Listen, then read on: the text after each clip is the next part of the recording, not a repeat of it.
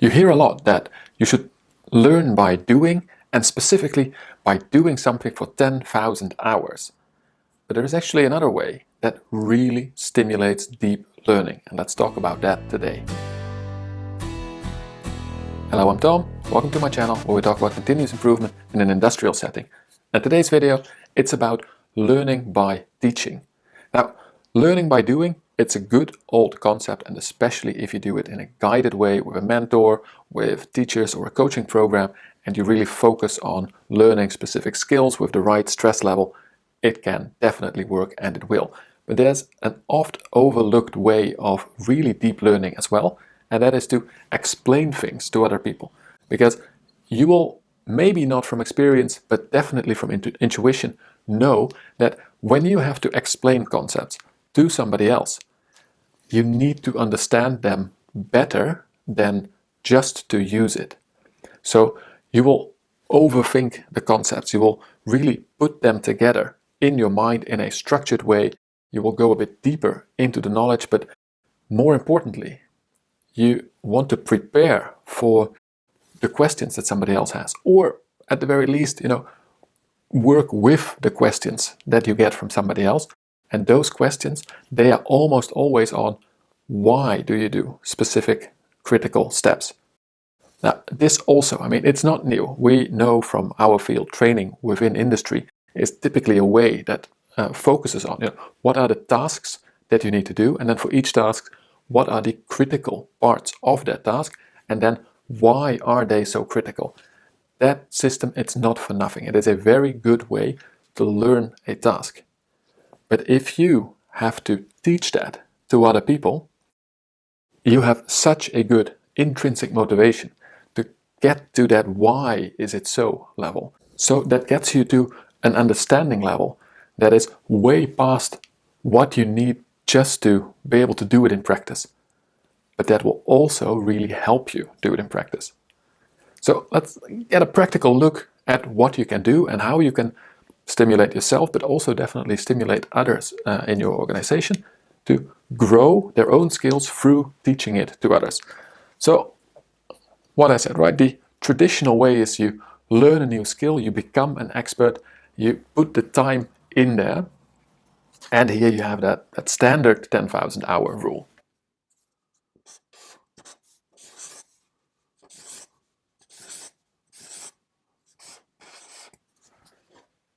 But what we can also do is follow the teaching path. And here we can also work in steps. Now, as you can imagine, I can attest to this from personal experience, but also I think you will probably have some experience already, definitely at the lower, easier levels of teaching.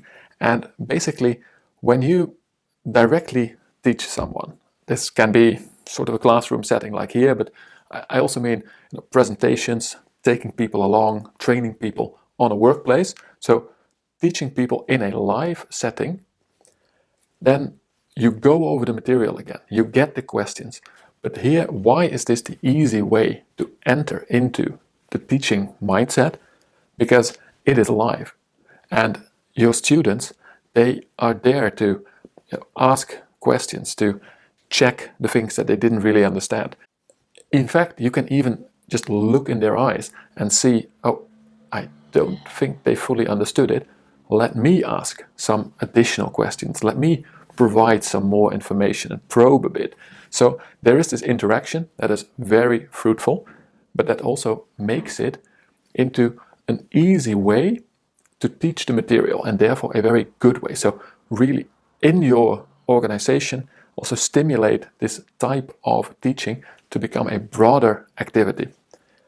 And we'll get back to that a bit in detail. Then the next level up is to make clear instructions. Now, I put here the little squares, like a photo with text, because I like such instructions more, where you also visualize what is being done. But the main thing here is that we have an instruction, which is something that you share usually within your own organization, and people still know how to reach you. This is something where you know that there will be others to guide the trainee, guide the student.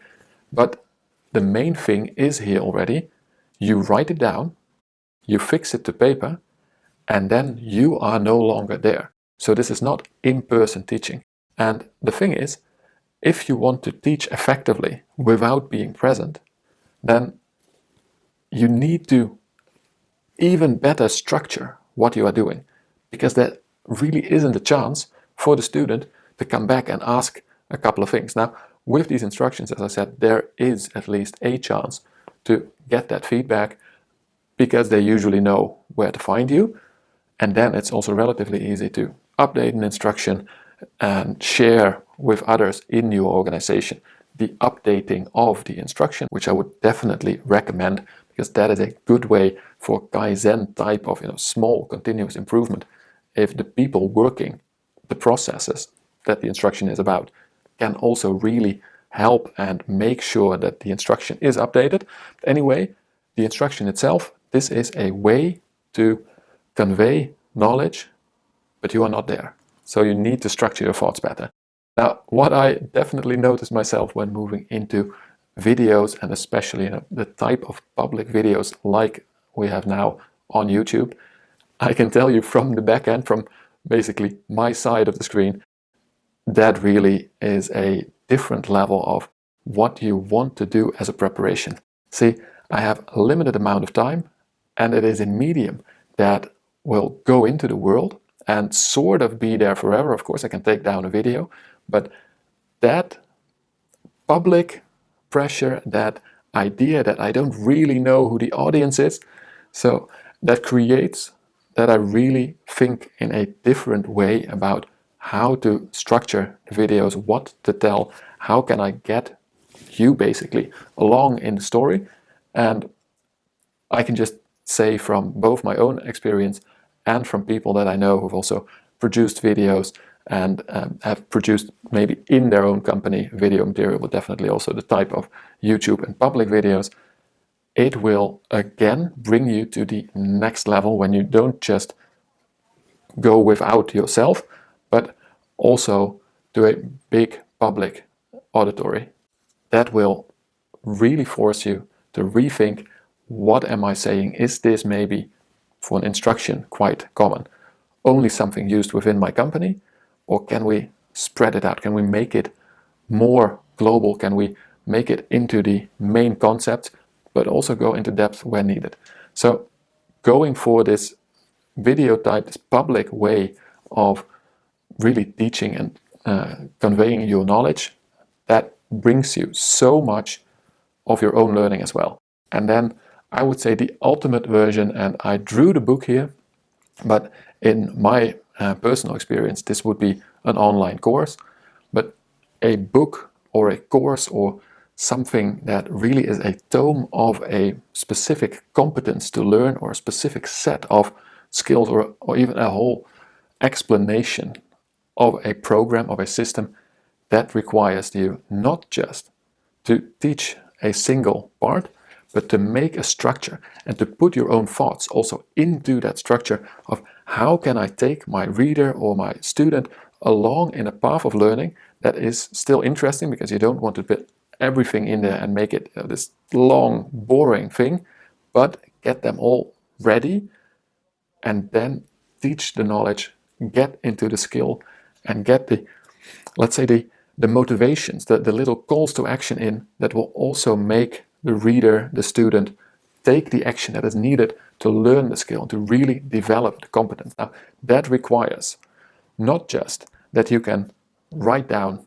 a skill without you being present, so convey the knowledge in a normally structured way, do that in usually quite a public fashion, because of course the idea of a book or a course is to get it in the hands of many people, but also do it with a whole set of skills, a whole set of topics. And that means that you now need to really understand where this skill fits into the system of what we are doing. And it is also not for nothing that you often hear that if you really want to understand and sharpen basically your thoughts, sharpen your mind, write good letters, write a book. I would say nowadays, film the videos, make the course, but that way you really get into this thinking mode of what is the concept, what is the structure, how does it all fit together, how can I convey it to other people. It gets you in a totally different way of looking at the skill. Now, when we know that these different forms, I would say different levels of teaching exist, and when I'm talking about levels, I'm not saying that the classroom teaching, so to say, or the direct online teaching is of lower value. It is definitely not. In fact, usually of higher value. You just cannot reach so many people at one time. But this is easier to do than really structuring the thoughts. So from the teacher's perspective, from easier to harder to do, this teaching, in your organization, just basically go for it in a broader sense. If you work in continuous improvement, performance excellence, you are probably used to teaching people. If you are not, by the way, with your whole CI team, teaching people in your organization, start doing it. You have so much knowledge and information that is so needed for your colleagues. But my experience is that most CI teams, they already have a training program, definitely for those people who join in improvement projects or problem-solving teams. You have this standard way to get them along the journey, give them some good skills, useful things, change management and direct skill, but also try and get those team members to teach others. So put it in a structured, deliberate way. Now, not everyone will like the idea of speaking up, presenting, teaching to others, but this is a strong and important skill to have. So not just for the presentation, but also for really getting this understanding and a bit of commitment, extra commitment in the actual change or the project that you are doing. Ask your group members to teach the broader population. That way you get this understanding in a much better way. Now, I already talked about that you would like your teams, the people actually doing the work, working the processes, to update the instructions about those processes. Here also, go that next step. Make sure it's not just HR or the CI team or specific trainers, learning coaches who are writing these instruction materials. I do think that you should have someone who is good at making instructions to guide people to make instructions, because it is an art in and onto itself. Making a clear instruction is a lot harder than doing the job correctly. Knowing what is in the instruction is maybe not even half of writing an effective instruction that will also really convey that skill, that competence to a student. So when people know a bit how to explain things in practice, maybe they are practical trainers in your onboarding program, also really actively involve them in writing, making, updating the written instructions. And of course, go for the next level. Let people also make more of those video explanations, or maybe you will write some white papers from your company and go out into the world, share your thoughts, get that really in a structured way in which you can communicate with the rest of our community. Of course, write a book, or make a course. This, I would say, is beyond the scope of what you would normally do from definitely an industry business. So if you are a CI consultant or really work in that training, advice, consultancy sphere, yes, many do write books, make trainings online or not, and get that also as a good way to promote their knowledge, promote your name, but also, again, to really focus your system. And that one, as I said, for more of a traditional manufacturing, industrial type of organization, is usually not too interesting for the company, for the role you have in that organization. But sharing what you do with the broader company definitely is. And I can also say that especially in bigger enterprises, it is often very good and very appreciated to make some internal video material. Share it with other sites, with other countries, and get it in the way that people nowadays like to learn. And you know this. You are watching a video on YouTube, which means you know that you like the videos more than the instructions. Maybe you like the videos even more than a book. In that case, also check out online trainings. Now that I've got my first one launched, I know from experience that again takes you through the motions of what am I really trying to convey? How can I structure it? How can I make sure that you learn even more than from a collection of loosely tied but sort of on topic but not really structured YouTube videos that I usually do? So a really good way to train yourself, also a really good way to connect within your broader organization or with us, the whole community. If I can advise you one thing today, it is please think about how you can move up this complexity of instructions ladder yourself and with your team. How will you leverage the power of teaching to better learn your own core skills in the next week, maybe months?